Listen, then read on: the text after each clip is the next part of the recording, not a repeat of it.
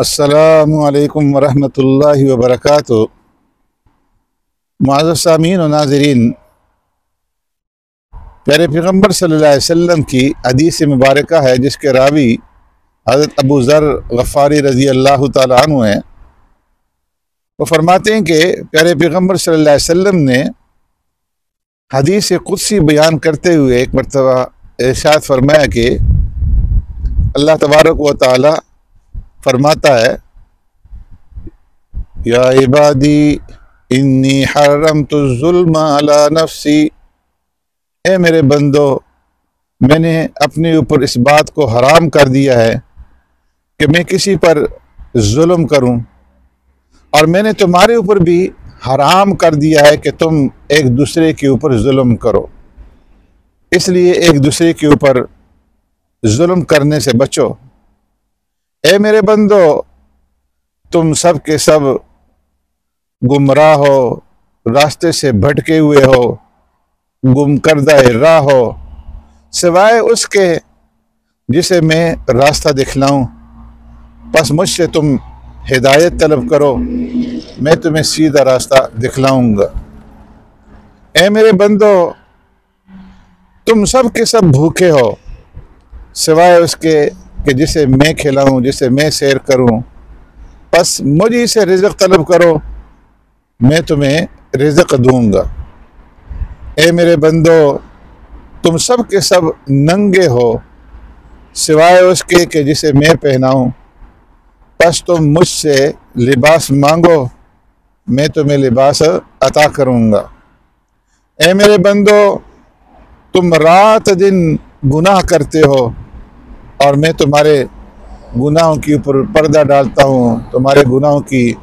پردہ پوشی کرتا ہوں، پس تم مجھ سے معافی مانگو، میں تمہیں معاف کروں گا، میں تمہارے گناہوں کو مٹا ڈالوں گا۔ اے میرے بندو،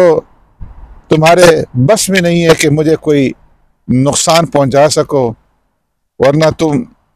مجھے کوئی فائدہ پہنچا سکتے ہو، نہ تو مجھے کوئی نقصان پہنچا سکتے ہو، نہ مجھے کوئی نفع پہنچا سکتے ہو۔ اے میرے بندو،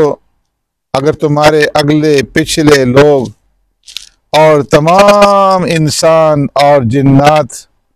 جن میں تم سب سے زیادہ پرہیزگار انسانوں کی طرح بھی ہو جائیں، تو اس سے میری سلطنت میں ذرا سا بھی اضافہ نہیں ہو سکتا۔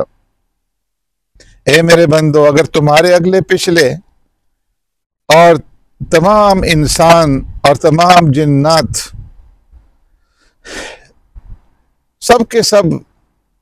گناہگار ہو جائیں، گناہوں کے اوپر اترائیں، اور سب سے زیادہ جو گناہگار انسان ہے دنیا کے اندر اس کی طرح سے بن جائیں، تو میری سلطنت کے اندر اس سے کوئی نقصان نہیں آ سکتا۔ اے میرے بندو، اگر تمہارے اگلے پچھلے لوگ اور تمام انسان اور تمام جنات ایک میدان میں جمع ہو جائیں، اور ان میں سے ہر ایک مجھ سے سوال کرے، اور ہر ایک کے مطالبے کو، اس کے سوال کو میں پورا کرتا جاؤں، اس کے مطالبے کو جو اس نے مانگا ہے اس کو دیتا جاؤں، تو میرے خزانے میں اتنی کمی بھی واقع نہیں ہو سکتی جتنی سمندر میں سوئی ڈبو کر کے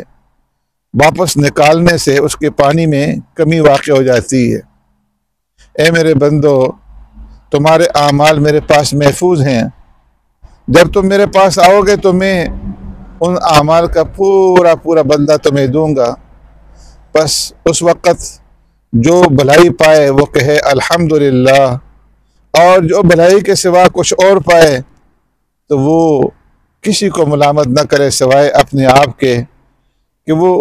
اپنے آپ ہی کو ملامت کرے کہ وہ کوئی بھلائی دنیا کی زندگی کے اندر نہیں کر سکا۔ تو حدیث قدسی میں اللہ تبارک و تعالیٰ نے اپنے بندوں کو خطاب کرتے ہوئے یہ انتہائی قیمتی باتیں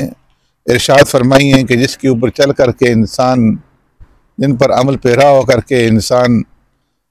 فلاح پا سکتا ہے، کامیاب ہو سکتا ہے۔ اللہ تبارک و تعالیٰ اس حدیث قدسی کے اوپر ہمیں عمل کرنے کی توفیق عطا فرمائے، آمین۔